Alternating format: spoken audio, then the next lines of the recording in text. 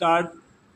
सभापति महोदय, मैं माननीय सदस्य द्वारा लाए गए विधेयक का स्वागत करने के लिए खड़ा हुआ हूँ। यह विधेयक जिन भावनाओं से ओतप्रोत है, वह भावनाएं आज हमारे देश के समस्त सरकारी कर्मचारियों की हैं और जो दूसरे कर्मचारी हैं उनकी भी यही भावनाएं हैं। मैं अखिल भारतीय महासंघ का कई वर्षों तक अध्यक्ष रहा हूं, इसलिए मैं उनकी भावनाओं से भली भांति परिचित हूं। माननीय सदस्य जिस भावना से यह विधेयक लाए हैं, मैं अपने को उसके साथ जोड़ता हूं। पैरा महोदय, यह न्याय का पहला सिद्धांत है कि बिना बचाव का अवसर दिए किसी को दंड नहीं दिया जा सकता। आपको उसे बचाव करने का अवसर देना चाहिए। यदि आप किसी कर्मचारी को बिना बचाव का अवसर दिए नौकरी से निकाल देते हैं तो मैं समझता हूं कि इससे बड़ा अन्याय और कोई नहीं हो सकता।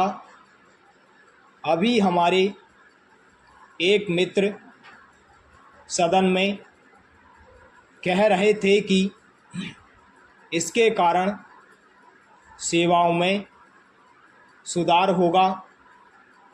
मैं समझता हूं कि इसमें सुधार नहीं होगा। इसको समाप्त करने की मांग भी बार बार सदन में उठती रही है।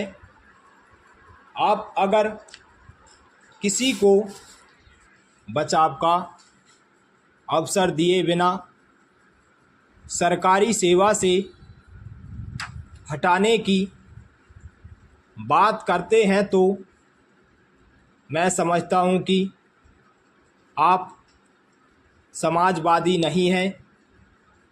अगर आप सामाजिक न्याय नहीं दे सकते हैं तो आपको अपने आप को समाजवादी कहने का कोई हक नहीं है।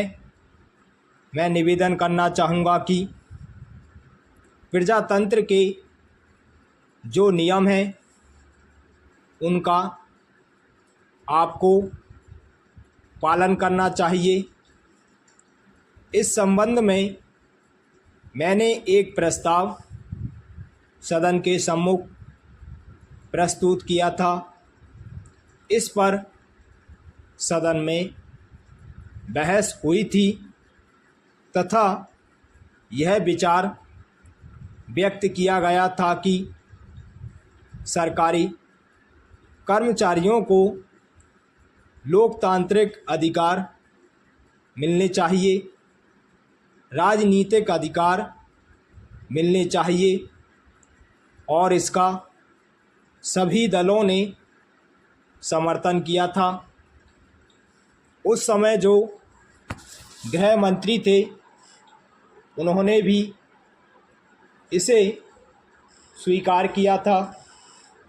जहाँ तक सरकारी कर्मचारियों या मज़दूरों के शोषण का सवाल है, मैं कभी उनसे अलग नहीं हो सकता। यदि मुझे अपनी भावनाएं प्रकट करने का अवसर दिया गया तो मैं अपने विचार अवश्य प्रकट करूंगा। मैं आपके माध्यम से सरकार से और इस सदन के सदस्यों से अनुरोध करना चाहता हूं कि इस विधेयक को सदन में स्वीकार कर लिया जाना चाहिए।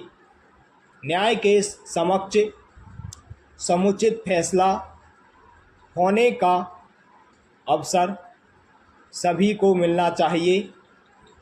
कर्मचारी को दंडित करने से पहले कारण बताओ नोटिस मिलना चाहिए। स्टॉप।